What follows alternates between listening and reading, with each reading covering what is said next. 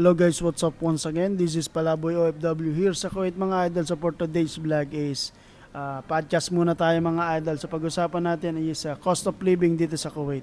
So mayroon tayong bisita ngayon, of course, from Pinoy Vloggers in Kuwait 2.0, Julius. Sir, Yes, sir. pakilala ka. Ako Nakilala nga na pala. kita eh. Ako nga pala si Julius ng here in Kuwait at isang empleyado ng AAB World. So, kamusta ka sir? Ilang taon ka na dito sa Kuwait? Magwawalang taon na. Okay sir, base sa mga nakikita ko nababasa sa news, kamusta naman yung cost of living dito sa Kuwait? Cost of living dito sa Kuwait daw ay medyo tumataas. Pero here sa Kuwait naman, para sa akin, normal pa naman sa akin.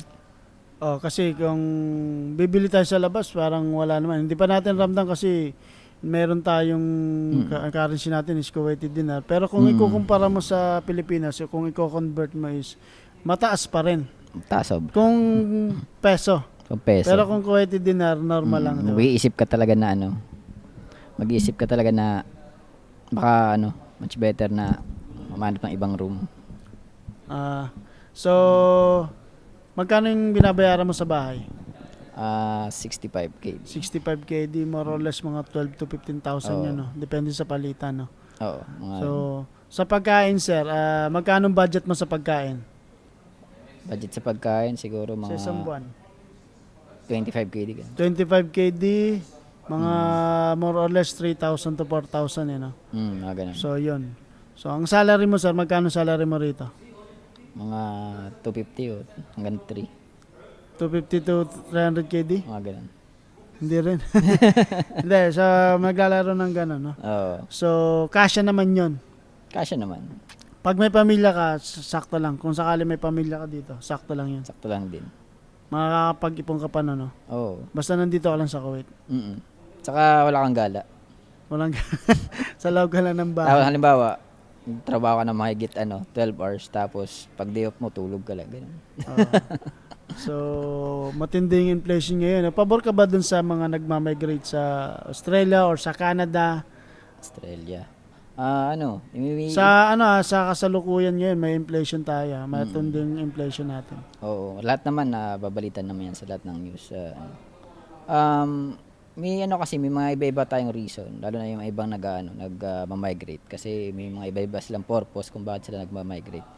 May iba-ibang hinahabol sila doon. Katulad ng halimbawa, kung sa Canada ka, Permanent residence, no? permanent residence plus yung mo pa, Yung health insurance, education sa anak mo. Sa anak mo yun. Yung pang hinahabol nila. Marami, yun pa mga reason nila kung bakit Advantage yun, advantage. sila. Pero sa pagkain doon, ang mahal, no? Ay, Yan yung bali-balita eh. Pero kung papipiliin ka, sir, kung Canada or Kuwait? Sa ngayon, stay muna ako sa Kuwait. Sabagay, hindi pa kay kasal ng jowa mo, no? Malapit na yun. So, anyway,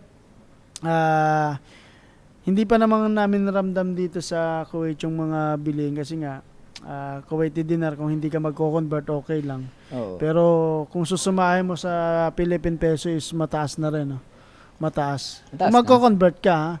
Pero sa time namin dito from 10 years hindi naman naramdam talagang sagad na May 12,000. hindi ka pa naman magdo-double job no. Oo. Kung kung second employee ka na, no. Oo. Pero kung first employer mo pa lang dito, first timer, medyo mababa pa yung salary bracket. Oo, totoo. Pero may libre ka naman ng accommodation. Libre accommodation plus lang.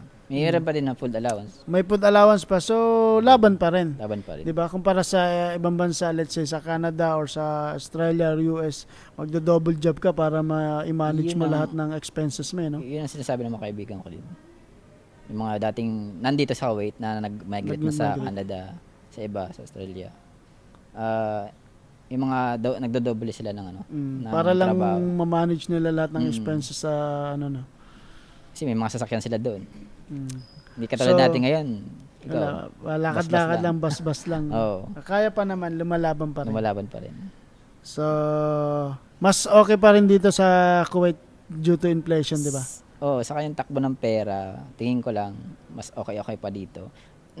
Yung mga customer natin, not interview, kausap ako Nakakausap. na dati sila nasa US, bumalik sila dito kasi nga iba daw talagang kamahal nga Gastos, daw no? ang ano daw, nung bahay daw doon.